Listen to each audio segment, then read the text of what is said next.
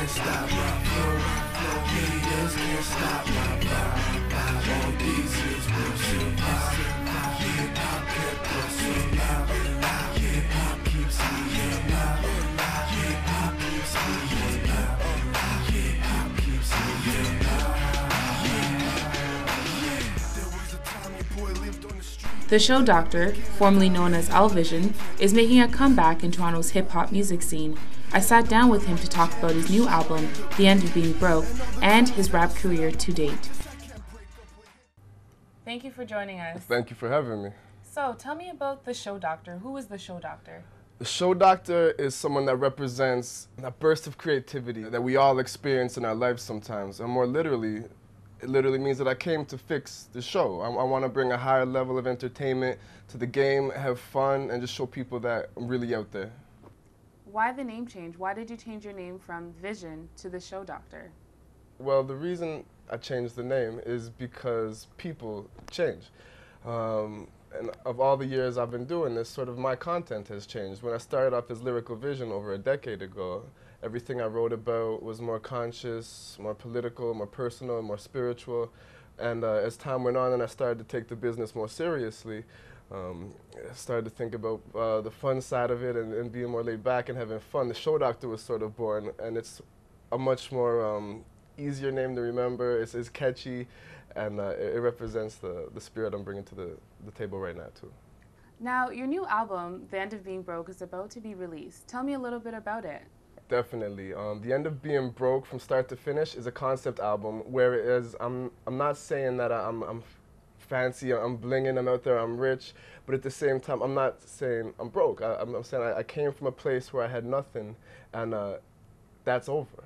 I'm never going back there. I'm only moving forward in life and moving up in life, and through some of the secrets of the world that I've learned about being successful, I'm utilizing those things right now. So the album starts off really innocent, really fun and up-tempo and fast-paced and just aggressive, and then as you get to know me and get to know what I'm about, I calm it down, and you see that older Vision coming through as more personal music, more conscious, more soft, and more spiritual near the end of the album.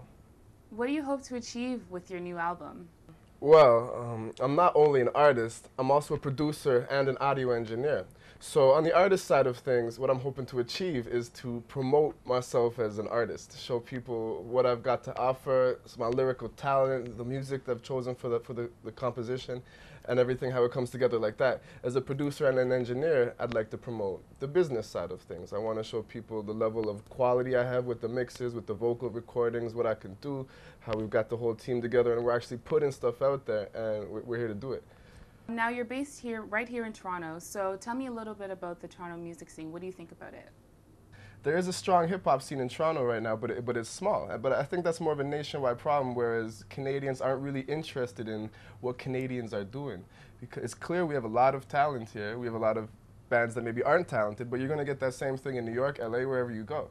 So it's really a matter of getting Canadians more involved in what Canadians are doing, because there's so much potential here in this country. I've been nationwide, and I definitely feel that. And I've seen that other artists from Canada can make it big in the UK, Japan, and Australia, and yet they're still essentially unknown here in Canada. So I think the hip-hop scene is going to go wherever the people take it. When will your new album be released? Well, the original album release date was March 1st, but that got pushed back a bit because that was more wishful thinking. The album I released in 2004 was a completely self-done effort.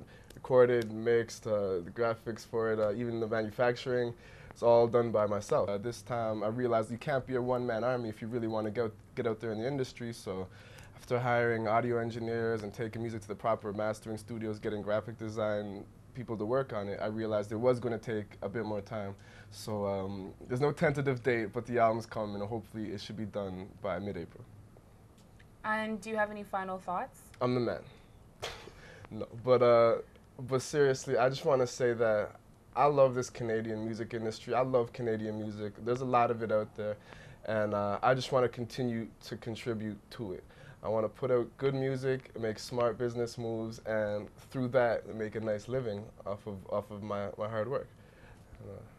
Thank you for joining us. It's been my pleasure. Thanks for having me.